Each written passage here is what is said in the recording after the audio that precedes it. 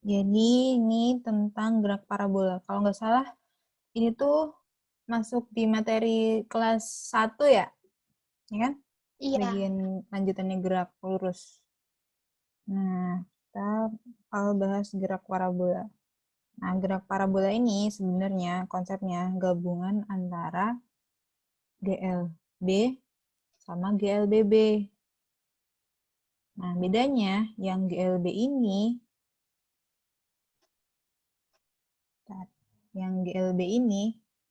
gerak lurus beraturan ya, berarti di sumbu X.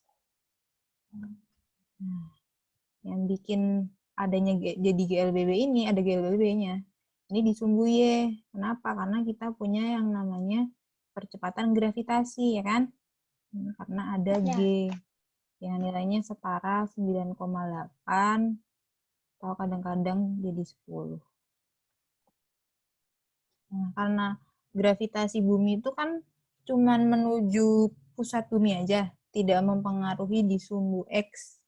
Nah, jadi kalau misalkan nih kita dorong mobil 50 meter per sekon ke arah kanan. Ke arah kanan ini kan di sumbu X ya.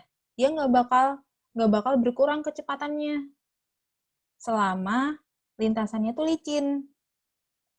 Nah, beda sama yang di sumbu Y ini. Kalau kita misalkan dari atas, dari langit nih, kita punya kecepatan 40 meter per sekon, arahnya ke bawah. Nah, semakin lama kan kecepatannya semakin besar ya, karena ada percepatan gravitasi. Nah, kalau gerak parabola ini, dia itu bergerak dalam dua dua sumbu. Sumbu X sama sumbu Y. Kalau digambarin bakal gini.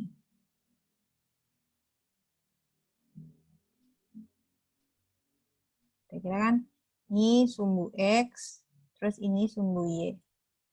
Kalau ada trouble, bilang ya. Terus lintasannya kira-kira kayak gini. Nah, jadi awal mulanya gerak parabola ini dia dilemparkan dari ini. Misalkan ada sudut tertentu namanya sudut elevasi. Sudut elevasi misalkan ini 53 derajat. Bentar, ada telepon. Bentar ya.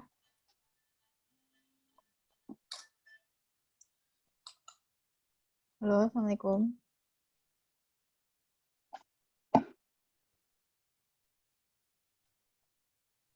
Salah.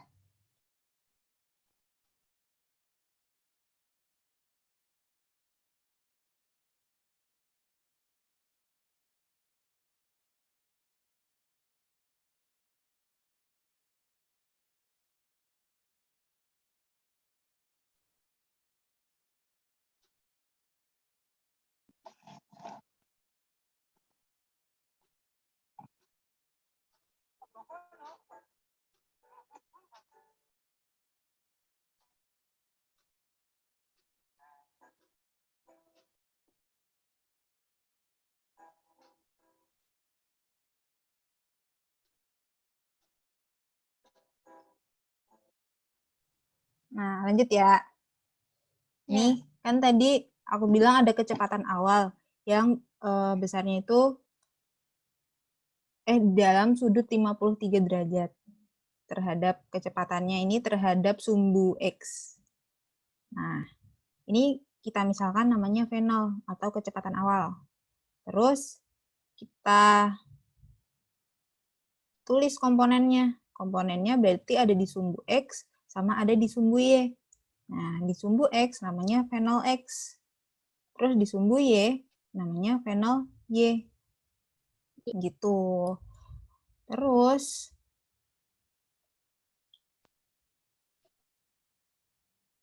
kita uraikan nih antara sumbu X sama sumbu Y. Kalau misalkan V0 tadi, V0-nya sama dengan V0. Berarti V0X sama dengan V0 kali, sin apa kos? Kos. Kos. Kos 5, jangan 53. Kos theta deh. cos theta. Nah, sedangkan yang fenol Y, berarti fenol kali sin theta. Betul. Nah, terus perbedaannya, gini nih, ini kan fenol ya tadi, kita meninjau di kecepatan di titik awalnya.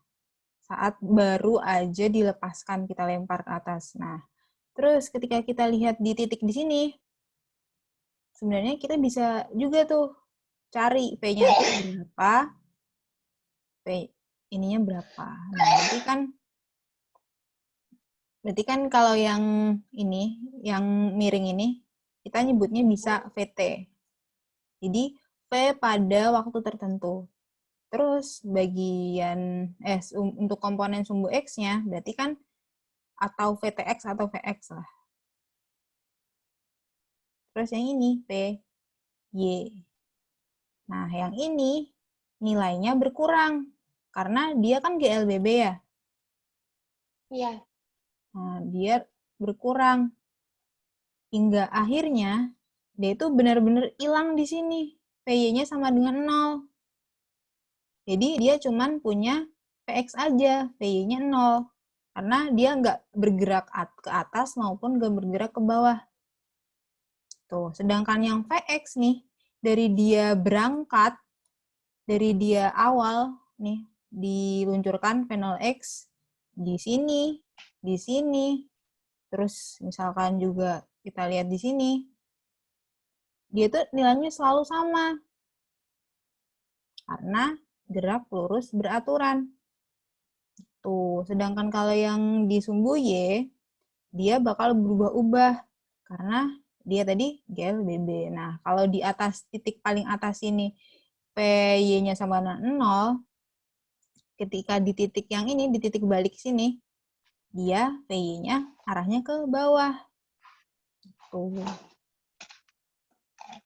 Sampai sini ada pertanyaan? Belum ya?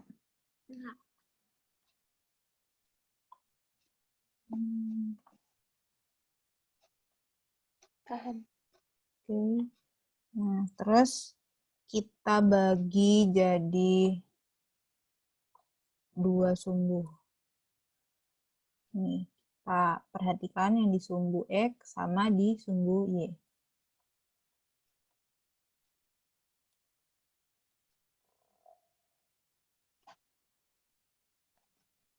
Sumbu X dan sumbu Y. Nah, yang di sumbu X ini tadi ciri-cirinya dia gerak lurus apa? Beraturan. Sedangkan yang ini GLBB. Lurus berubah beraturan. YI. Karena yang di sumbu X ini dia GLB, berarti kecepatan awalnya P0X. Iya, nilainya tetap. Sedangkan yang ini, kecepatan awalnya berubah. Namanya fenol Y. Nah, fenol X tadi nilainya fenol cos theta. Sedangkan fenol Y, fenol sin theta. Nah, setelah itu, kita cari nih kecepatan pada T tertentu. Berarti, misalkan kita memisalkannya itu Vx aja ya.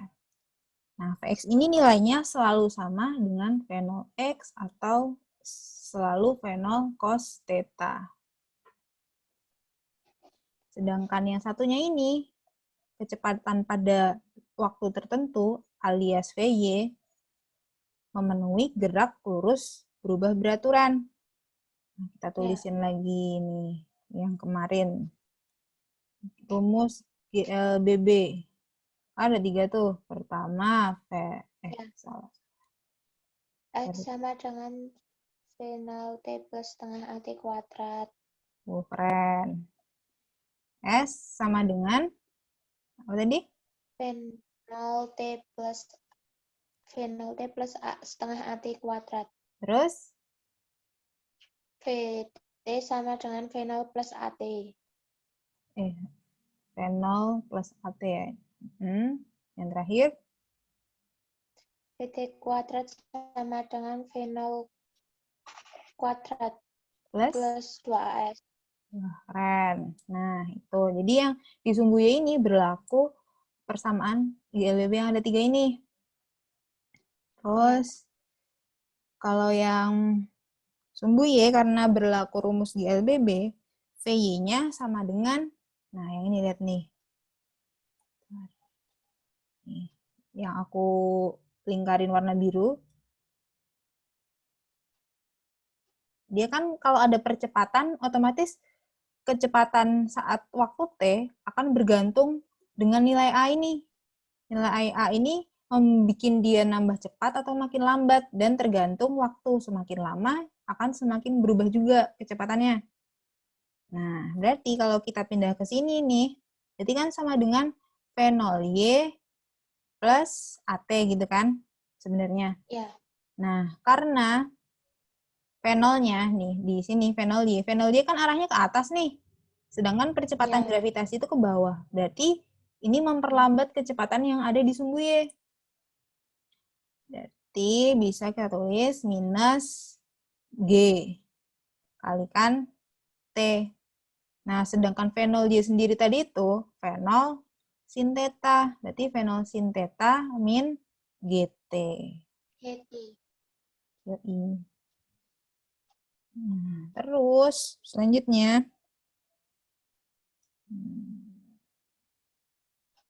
aku garis dulu.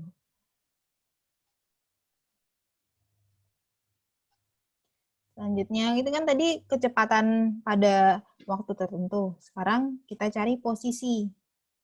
Posisi pada T.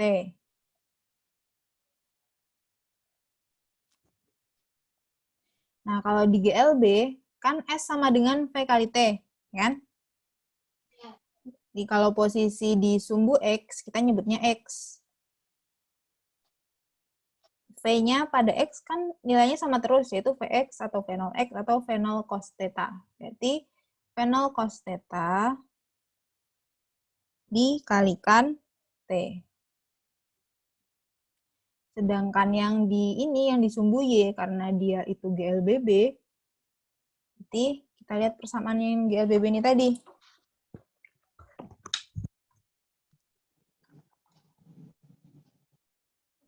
Jadi kita bisa nulis Y sama dengan, nih kalau lihat yang S tadi, S sama dengan fenol T plus setengah AT kuadrat, ya kan? Ya.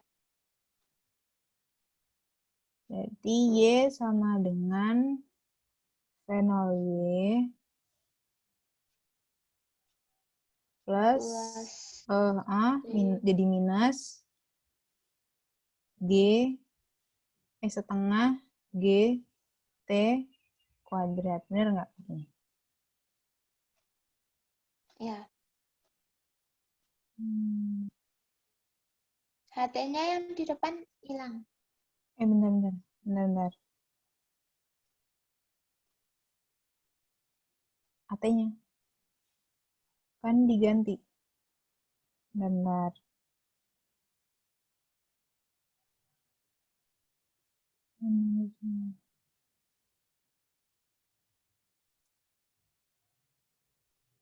Bentar, aku buka buku ya. Aku takutnya salah.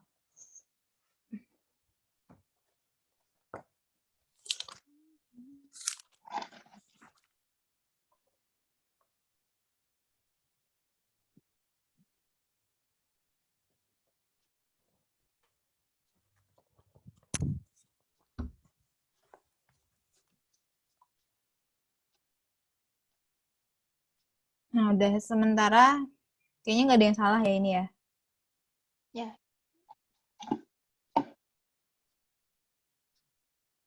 Terus kita lanjut.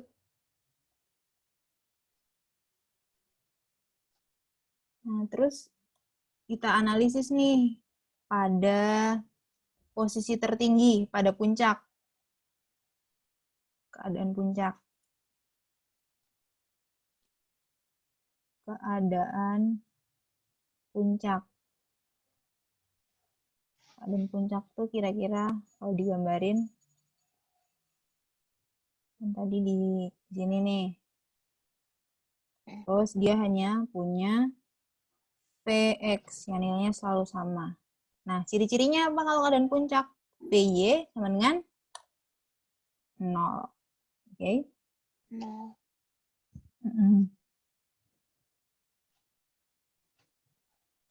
Nah, coba kita cari dari persamaan GLBB. Kalau misalkan, ini kan VY itu berlaku pokoknya GLBB ya. Ya. Ada rumus VT kuadrat sama dengan V0 kuadrat plus 2AS. Ini kan sama aja kayak VY kuadrat sama dengan V0 Y kuadrat plus 2AY. AAS. Nah, ketika di titik puncak, VY-nya sama dengan 0 yang ini. Jadi kan sama aja kayak 0, V0 Y tadi tuh V0 sin dengan V0 sin theta dikuadratkan plus 2 karena berlawanan G, Y. Nah, karena yang belakang ini minus, kalau dikalikan semuanya, jadi kita pindahkan ke ruas yang kiri, jadi 2GY, ya nggak? Ya. Jadi yang di sini V0 kuadrat kali sin kuadrat theta. Nah, kita bisa dapat nilai Y-nya. Y-nya sama dengan V0 kuadrat sin kuadrat theta per 2G. Oke. Nah, ini berarti pada titik puncak, jarak Y nilainya seperti segini. Berarti yang ini nih. Nih, Y puncak. Puncak. Ya. Terus selain itu, X-nya coba.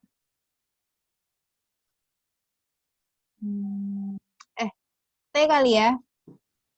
T pada keadaan puncak. Kita cari T waktu yang dibutuhkan. Lihat lagi di rumus GLBB yang ada T-nya itu antara dua ini. Coba yang VT sama dengan V0 plus AT.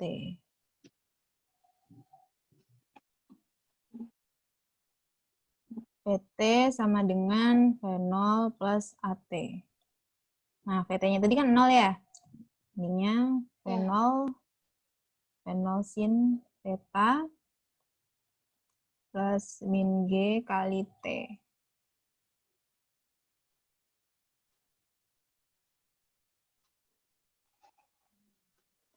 Terus ini pindah ruas jadi GT.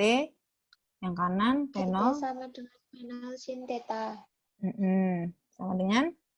Theta sama dengan V0 sin theta per G. Nah, berarti ini waktu yang dibutuhkan untuk mencapai titik puncak. Rumusnya kayak gini. Terus apa lagi ya?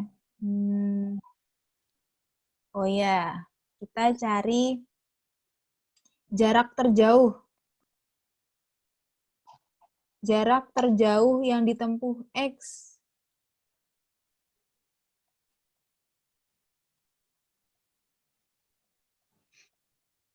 Jarak terjauh yang ditempuh X itu kan waktu yang dibutuhkan itu 2 kalinya untuk mencapai titik puncak ya. Ya. Kayak ini nih. Antara di sini sama di sini kan cuma kayak 2 kalinya nih. Berarti kita dapat XP atau X terjauh XP sama dengan 2 kali X. Ini kan kita ngomongin P itu puncak ya, jangan XP berarti. X maksimum deh. X X maksimum sama dengan 2 kali X puncak.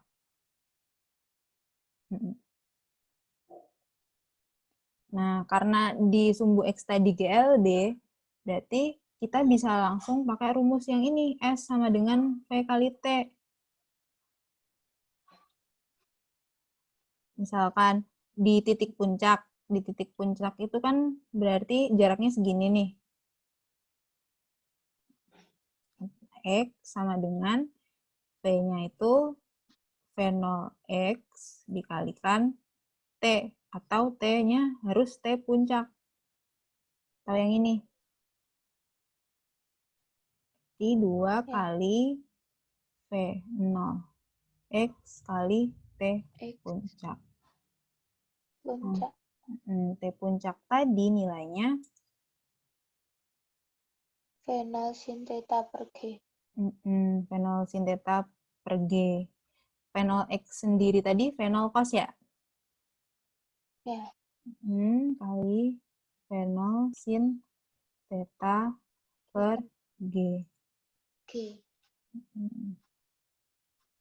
Jadi gimana ini? 2 kali V0 kuadrat kali cos kali sin per G.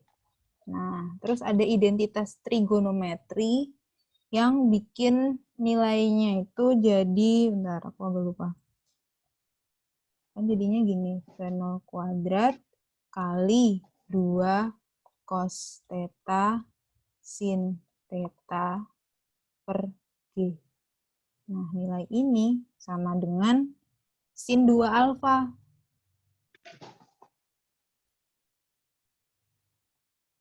Tadi kan kita pakai theta ya, berarti 2 theta. Nah, gini. Ada pertanyaan? Enggak. Ya. Nah.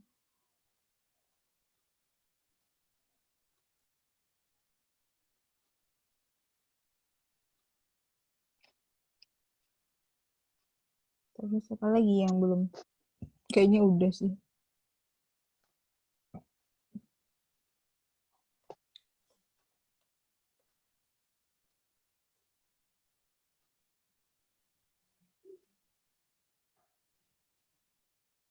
Langsung contoh ya. Ya. Contoh.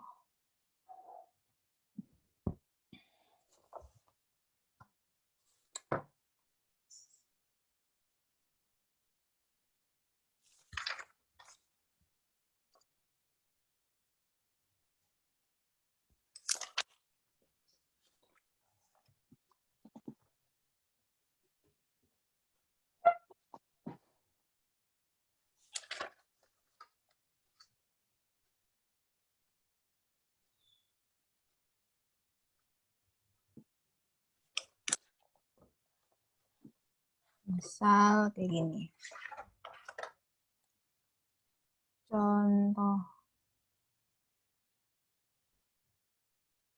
Peluru ditembak dengan V0 sama dengan 40 meter per sekon dengan sudut elevasi sama dengan 60 derajat. Jika percepatan gravitasi bumi sama dengan 10, tentukan jarak terjauh.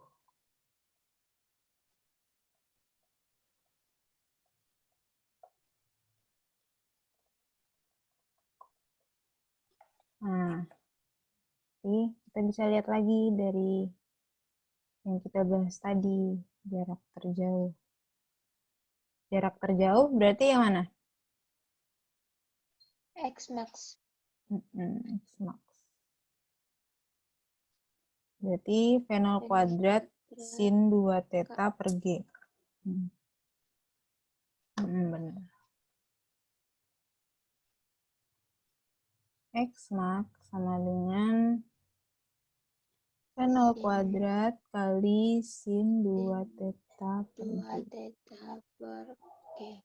V0 kuadrat berapa? 1.600.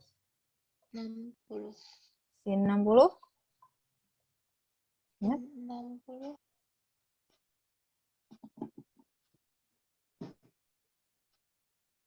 Masih bingung nggak cari sin cosnya? Kalau nggak aku jelasin. Kalau masih aku jelasin. Bingung. Bingung? Kayak gini nih. Cara mudah cari sin cos.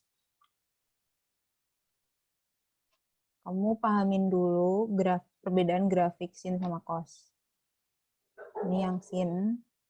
Grafik sin itu selalu kayak gini. Ini sudut 180, ini sudut 360 derajat. Atau kalau ini kan dalam derajat ya. Dalam lingkaran tuh ada namanya radian. Yang ini tuh pi radian. Dan satu lingkaran penuh itu 2 pi radian.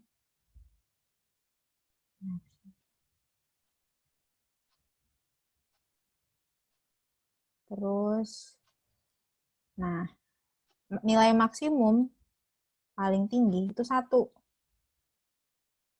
Dan nilai minimumnya sama dengan -1.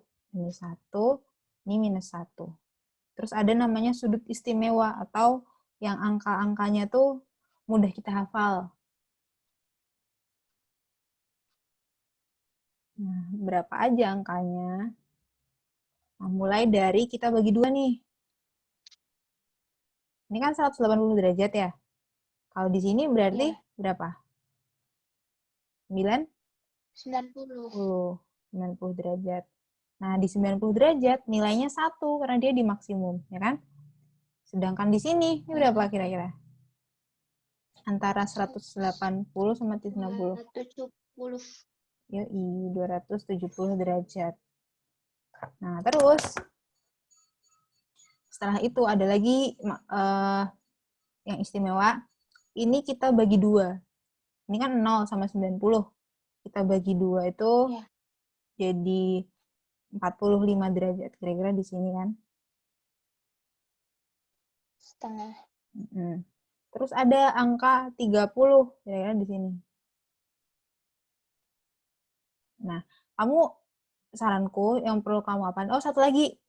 Antara 45 sama 90 tuh jarak 30 dari 90 tuh 60 derajat.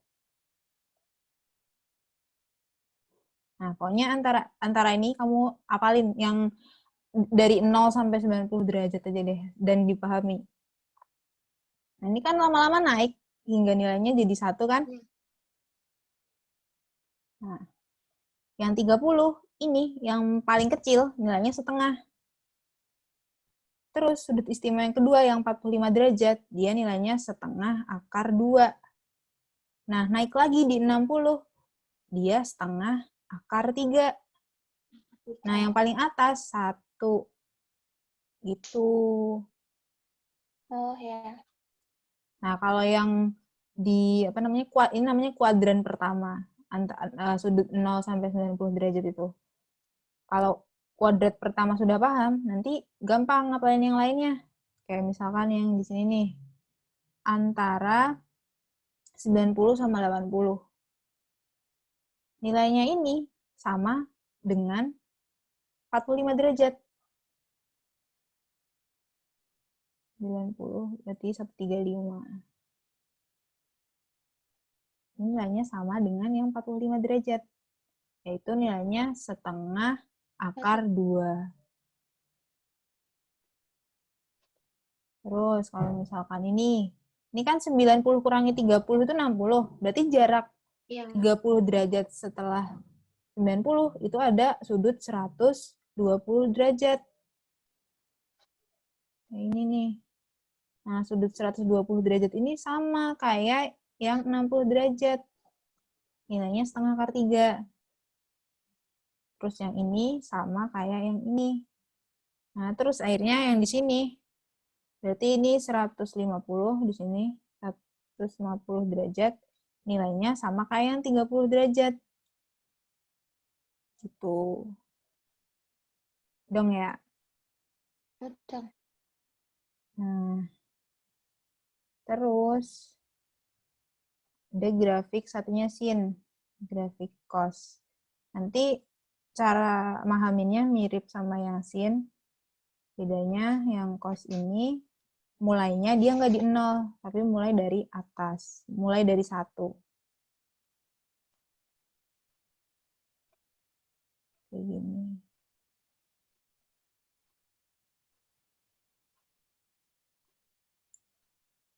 Jadi di titik tengahnya sini 180 derajat. Terus ini 360 derajat atau 2pi. Ini pi. Nah, terus di 90 derajatnya dia nilainya 0. Dan di 270-nya. Nah, coba kita cari yang di kuadran satunya. Sudut istimewa tadi ada 45. Terus ada 30 derajat. 60. Sama ada 60.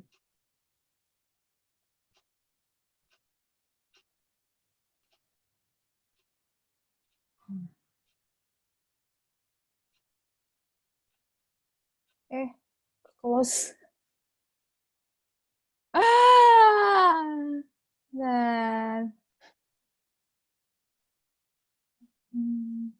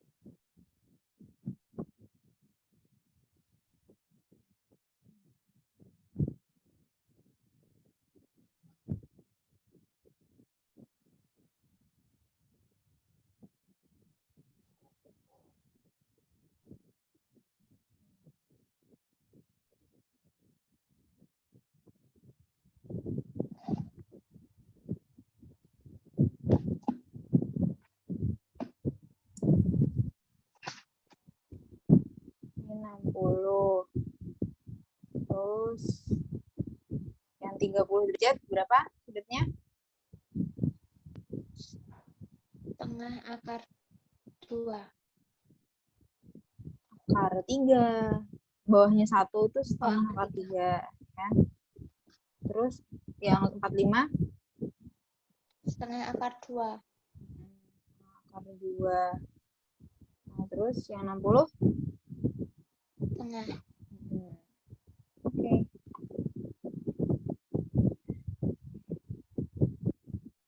Jadi yang ini tadi sin 60 berapa? Ayo.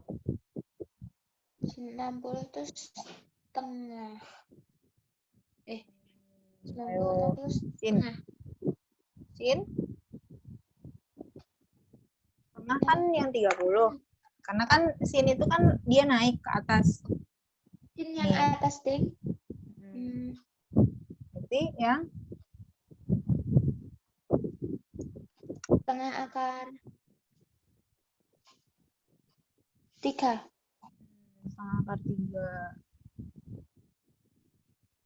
Jadi 1600 kali setengah akar 3 dibagi 10. 3 per 10. Berapa hasilnya? 160 plus 80